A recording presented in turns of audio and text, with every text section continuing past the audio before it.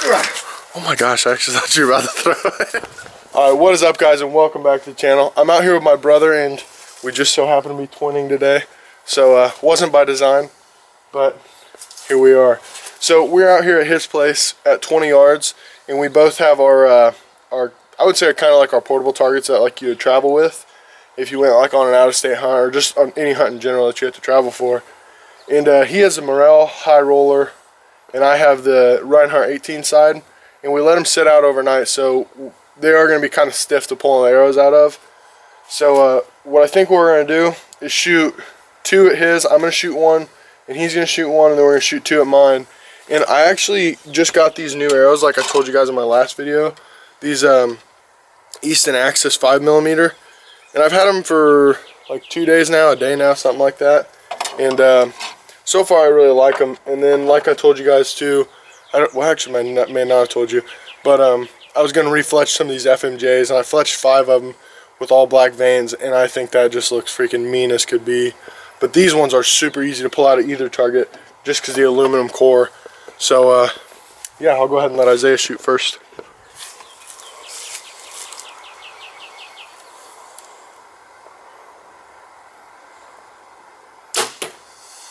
Nice. Gotta get my stance just right. Oh gosh. You got your Crocs in 4-wheel drive? Always.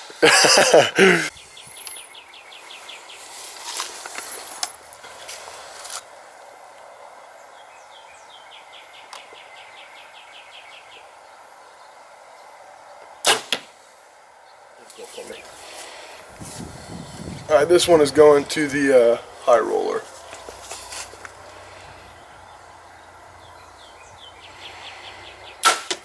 Alright. And Classic. yeah, no kidding.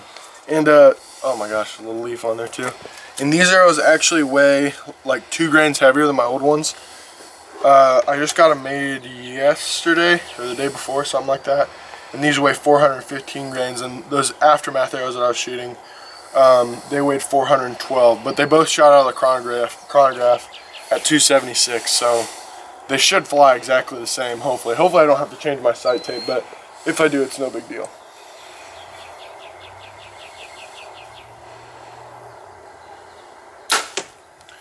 Alright, and that FMJ is right here.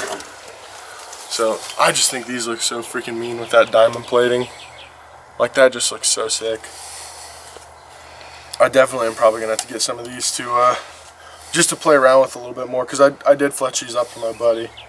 So we'll just put this one right in the center of that Rinehart.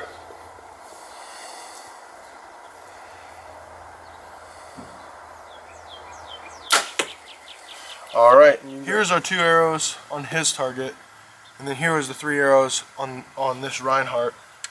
And so I can already tell you, like, that this one is going to be the, like, that pulls out so easily versus these ones. These ones a lot more down. Like, I'm really trying, and that one is tough to get out, and I know his is going to be the same way. Yeah. So that's one thing that I would say is a downfall to my target. And I mean, this one's a lot softer, and it looks like it heals up just about as good as this one does. But when it gets cold, like, you really got to, you know, try to yank the arrows out of this one. But if you're shooting these FMJs, your money, like, they come out so easily. Like here, we'll try to pull these ones. I mean, regardless, it's all pretty difficult right now just because it's cold. But like, another thing that I've done, like, to get arrows out, put my knee on it, then yank them out that way, because they come out reasonably easy like that. So, but we're probably gonna have to do that with his as well. But yeah, they're both being kind of difficult today. But it's also a lot slower to heal in the cold. We left these out all night. Yeah, so they're nice and rock solid. That's how mine is too. I mean, truthfully, they're both good targets. I mean, either one of them you'd be all right shooting. Now broadheads, we haven't shot his with broadheads, and he probably doesn't want to, which is fine because he shoots mechanicals, but I shoot fixed blades. So I like to practice with my broadheads a little bit. So this one does heal up really good when you shoot it with broadheads. But I mean, any target you're shooting with broadheads is going to be a little bit rougher on it than than if you're just shooting with field points.